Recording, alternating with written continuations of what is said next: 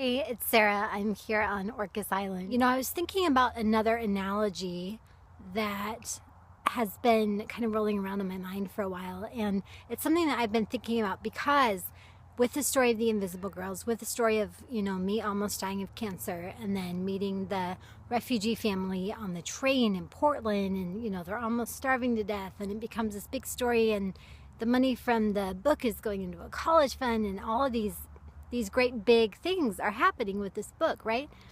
But nothing like that has happened since. Nothing like that may happen to me ever again. So what does it mean to have compassion? What does it mean to be faithful in my life? What does it mean to see the world as Jesus does and not as Hollywood does, not as waiting for this next big epic story? The other metaphor that has come to really resonate with me is in art. There are different ways of painting a picture. There's a landscape, which is this big picture that you paint with big, broad brush strokes, right? But that's not the only way to paint a picture, and that's not the only way to tell a story. And there's another art form that's called pointillism. And if you look at a painting by, say, George Seurat, what you see is that he's practiced pointillism, which means he's painting in these little dots. And you take a step back and you see that all these little dots actually add up to create this beautiful picture. And I think that that's what most of our lives are like. And so even for people who have had maybe one or two big epic stories or one or two big successes or one or two big, bestsellers or whatever the standard is that we use to define ultimate success. Even if you've had a couple of those happen to you in your life, most of life is pointillism.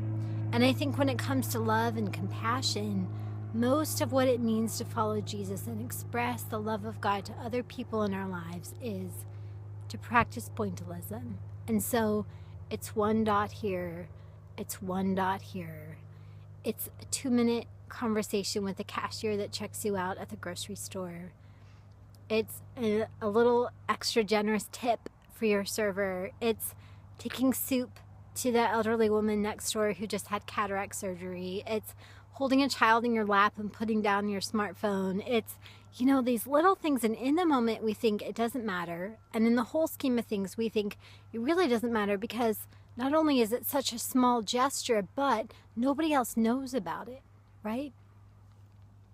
But I think that when we practice compassion in every encounter that we have, in every opportunity that we're given in our lives, and every person who we cross paths with, I think that we will take a step back and I think we will look at our lives and all of a sudden we'll have this aha moment and we will see that every single little dot mattered. And it all adds up to tell a story of who God is. It tells a story of the love of Jesus. It tells a story of our lives and how we follow Him.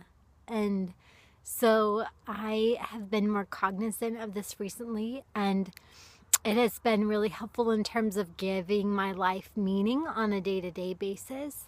It's been more helpful in terms of evaluating my life, and I hope that it's helpful to you too as you walk out your life and as you live your day-to-day life and as you see your life through this lens of what if the dots actually matter.